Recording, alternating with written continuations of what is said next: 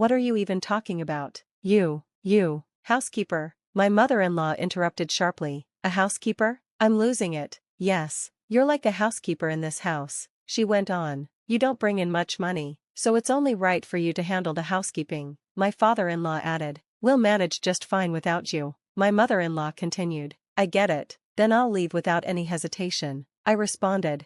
I'm Skylar, a 31-year-old stay-at-home mom. My husband Rowan and I have been married for 2 years. We had a rushed marriage after I got pregnant, and now we have a 2-year-old daughter. Rowan and I were high school classmates, and we reconnected at a reunion. After dating for 2 years, I found out I was expecting, and we got married. It was a bit later in life, but still normal, and the arrival of our child made everything feel even more natural.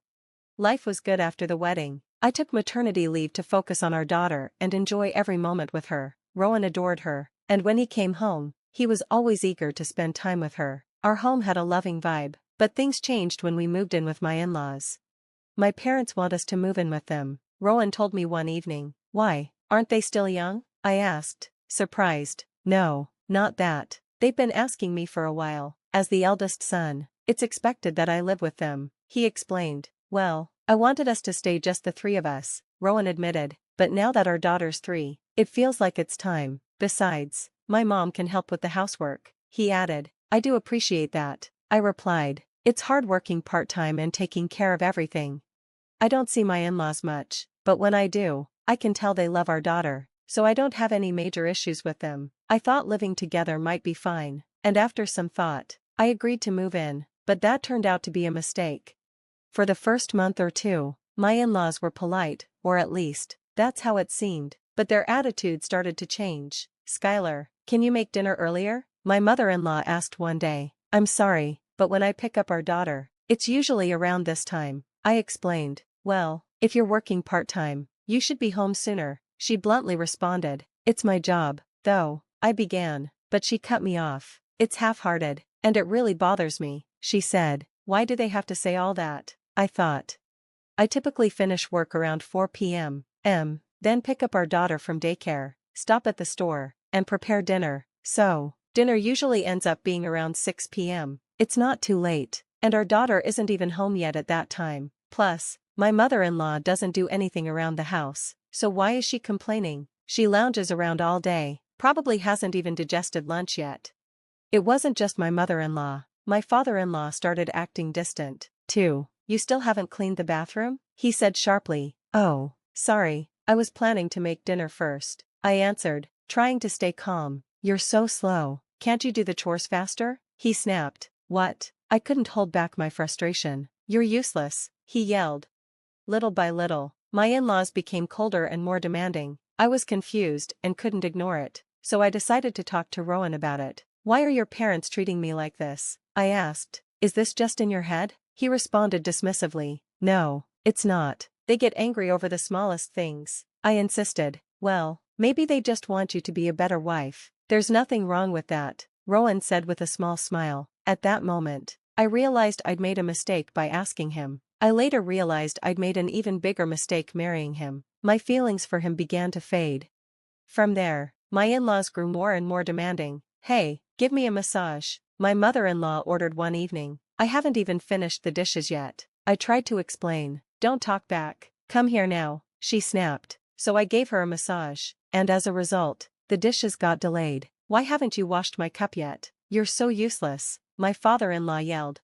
I couldn't understand why they'd become so cold toward me. I had no choice but to ask my husband to talk to them. Rowan didn't want to bother with it, but eventually, he reluctantly agreed. So, what did they say? I asked, hoping for some answers. Well, they said something about part-time workers not having any rights. Rowan answered nonchalantly. What does that mean? I was shocked. They just don't like that you're working part-time instead of full-time, he explained. But that's what you asked me to do. You told me to work part-time because I can't juggle everything. Didn't you tell them that? I demanded. Well, I didn't think my parents had changed their attitude over something like that, so I didn't have a chance to mention it, he said, looking away. That's impossible, I thought.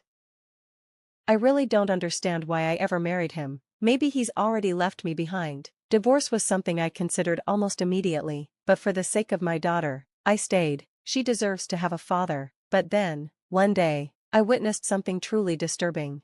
It was a weekend, and I was out grocery shopping. When I came home, I found my mother-in-law sitting in the living room with my daughter. Without any warning, she said something to my daughter that left me speechless. "Oh, if you were a boy, I'd be so much happier. Why did it have to be a girl? It's such a disappointment." I couldn't believe what I was hearing. How could she say something like that to a 3-year-old? I stepped in immediately, saying, "Mother, please don't talk to my daughter like that." She looked startled and responded, "Oh, I didn't realize you were home. Please take back what you just said." I demanded, "No, why should I apologize for what I meant?" She snapped, "Because what if she's hurt by this?" I tried to explain. "She won't understand what I said. You're overreacting," she replied dismissively.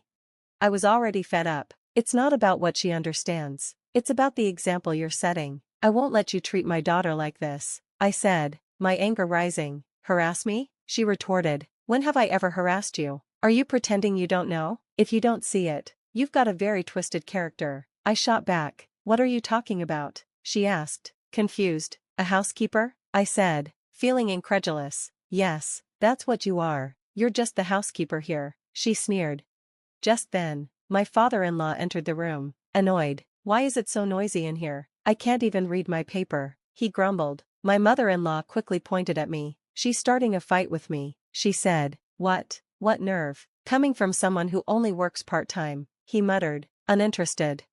I couldn't believe what I was hearing. "Oh, so you two talk about me behind my back, calling me a housekeeper? How lovely," I said bitterly. "Go ahead and screw off. You don't even make enough money to be anything but a part-time housekeeper," my father-in-law said with disdain. "You don't make much, so you're expected to handle the housework," he added angrily. "And you don't get to challenge your mother-in-law. You're worse than a housekeeper. You should just leave," he finished. "You got pregnant just to keep our son's money from escaping. That's what someone like you would do. You're useless, and we won't miss you," my mother-in-law concluded.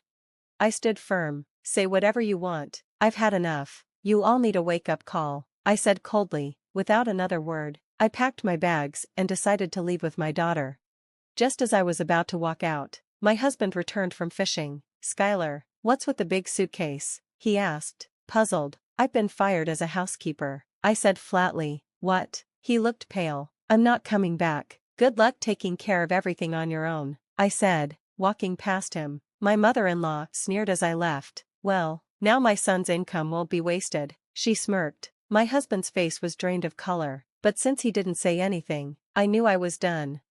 I took my daughter and went straight to my parents' house. The next day, I got a call from my mother-in-law. "Hello?" I answered, annoyed. "Skylar, I'm sorry for the things I said yesterday," she said, suddenly softening her tone. This sudden change, she must have heard it from my husband. "What's going on? What changed?" I asked. "I didn't know."